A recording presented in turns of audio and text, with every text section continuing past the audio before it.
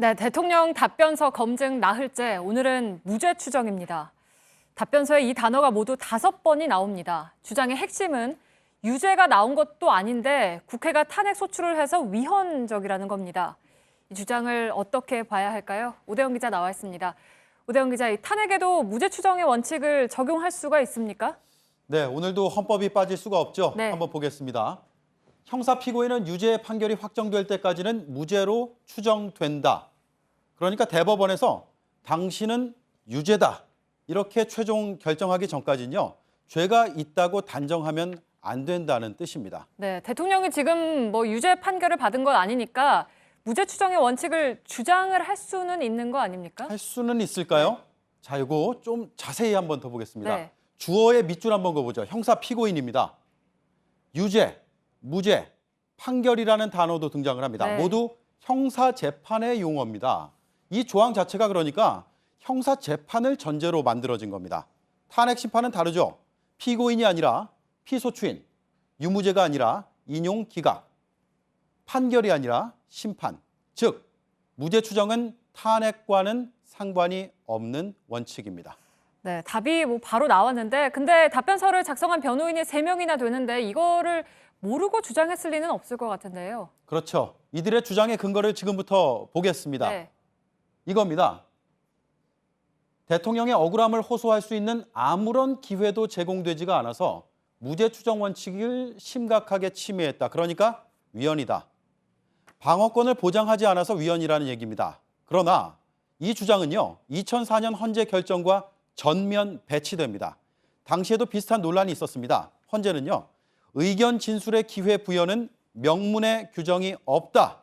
이러면서 적법했다는 취지의 결론을 내렸습니다. 네, 그리고 탄핵 소추 전에 해명 기회를 안 줘도 된다 이런 결론이 12년 전에 이미 있었군요. 네, 헌재 결정뿐 아니라 더 중요한 건 대통령 입장에서는 탄핵 소추 전에 대국민 담화할 수 있었습니다. 추가로요. 네.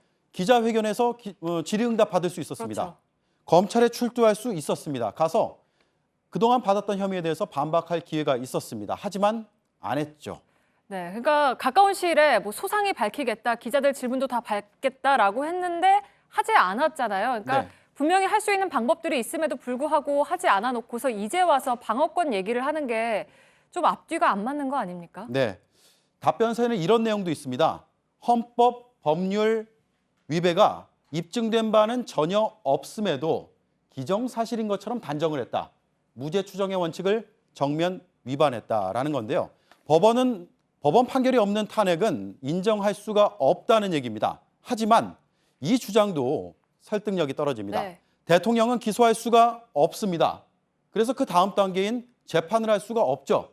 유무죄를 가릴 수가 없습니다. 그 뒤에 탄핵을 하라? 비논리적이라는 지적이 나올 수밖에 네. 없습니다. 무죄 추정의 원칙을 집어넣어가지고 얘기하기 시작하면 그건 논리적으로 모순이 됩니다. 지금 형사에서 그게 먼저 확정이 돼야 되는데 이 형사 소송은 할 수가 없고 그러면은 탄핵은 어떻게 하라는 얘기입니까? 네, 오히려 저 탄핵이 먼저 되어야 그 뒤에 기소할 수 있고 재판할 수 있고 유무죄를 가릴 수가 있는 겁니다. 그런데 대통령은 무죄 추정이라는 탄핵과는 무관한 개념을 제시해서 탄핵이 먼저냐, 유무죄 판결이 먼저냐라는 이런 논쟁의 쳇바퀴를 계속 돌리는 결과를 낳았습니다. 네, 계속 이렇게 소모적인 맞다 아니다 이런 주장만 반복하면 시간만 더 지체되는 거 아닌지 그게 제일 걱정인데요. 네, 그리고요. 이런 주장들이 오히려 헌법의 가치를 더 훼손시킬 수도 있습니다. 네. 이거 한번 보시죠. 헌법이 보장한 탄핵 심판의 절차가 이렇습니다. 국회에서 소추하고 헌재가 심판하고 가부를 결정짓습니다. 그런데 아래쪽은 대통령의 주장하는 탄핵 심판 절차입니다. 검찰이 기소를 먼저 하고 법원에서 판결해서 유무죄가 가려지면 그 뒤에 저 절차를 거쳐야 된다라는 거죠.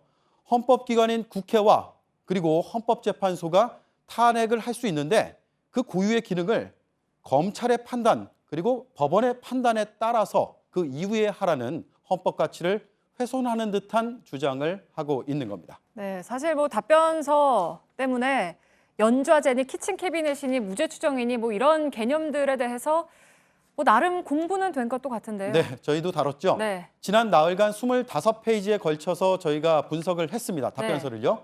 말씀하신 그런 용어들이 가장 눈에 띄었습니다. 특히 비선 실세에 대해서는 키친 캐비닛이라는 말로 포장이 됐습니다. 재단 문제는 연좌제라면서 모르쇠로 일관이 됐죠. 억울하다 했지만 논리적인 반박을 찾기는 어려웠습니다. 그리고 답변서가 급조된 듯한 인상도 줬습니다. 이거 한번 보시죠. 네. 더 블루케이. 더 블루케이죠. 네, 불이죠, 불. 네. 또 있습니다. 카드텔은 뭡니까? 카드텔은요, 카르텔. 네. 잘못 쓴 거고요. 안타까워. 안타깝네요, 정말. 네, 안타깝습니다. 이런 오자가 군데군데 눈에 띕니다. 네. 그리고요, 맨 앞장에는 형사재판에서 변호사를 부르는 변호인, 그 뒤에는 대리인으로 해놨습니다. 그러니까 앞장과 뒷장도 다릅니다. 국가적인 중대사에 대한 답변서인데 이렇게 오점이 여럿 있었습니다. 심지어 헌재도 오늘 답변서가 부실하다, 이런 취지의 입장을 밝혔습니다. 네, 근데 헌재가 답변서를 공개하는 게 위법이라고 지금 뒤늦게 밝혔는데 네. 팩트체크팀은 괜찮습니까?